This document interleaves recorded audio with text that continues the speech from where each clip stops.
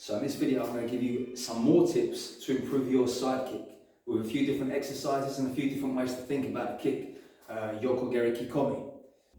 So the first thing we've got to think about is how to deliver the kick correctly. Which direction does it come from?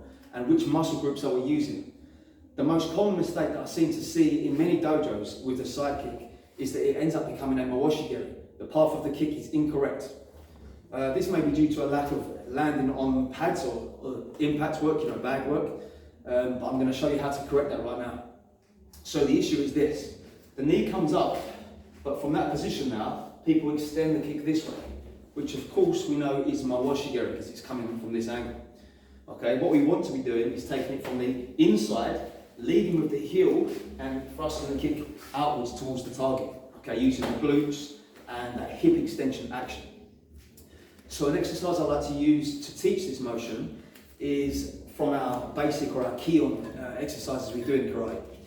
Now most Shotokan dojos will teach this from Kibidachi, this way here, and what they'll do is they'll step over the front foot and deliver the kick from here. Okay, I like to do it differently. I like to have the foot come behind, like a Bruce Lee style.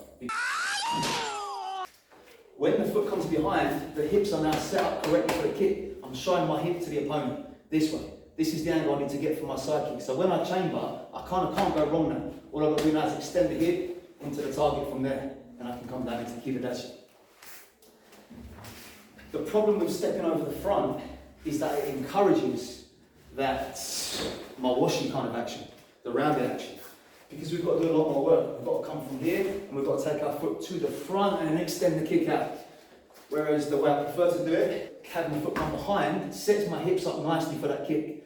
Okay, I still want to keep my focus to the front, towards the opponent or to the target, and then deliver the Yokogeri from that position.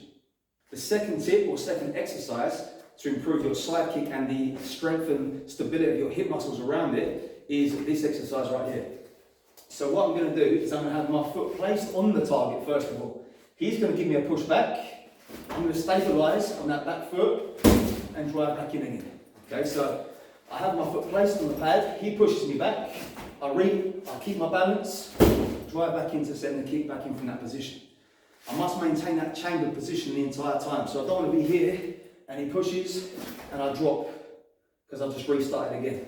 So the idea is to be here in that position, find my balance, push, back in for that side kick. A progression from that exercise now then is to be out a distance to start with, so the knee is already chambered, and I'm just in and back from here, in and back, in and back, turning that hip over, in and back, in and back, in and back, this way. Sets of 5, sets of 10, sets of 3, whatever you can manage. And the final exercise, we're going to use a resistance band, okay? Not with too heavy resistance, just nice and light. What I'm going to do from here is loop that around my foot, get some resistance on it from there, and just deliver the kick out to the side, holding onto that band from here. Pushing out and back from the front of the body. I don't want to come from the back of the body because that is mawashi-geri, led by the knee, okay? I want to lead with my heel, pushing into the target this way.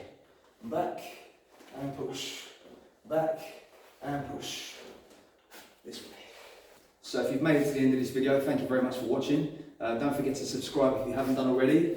Drop a comment down below, let me know what you'd like to see in future videos, and I'll see you next time.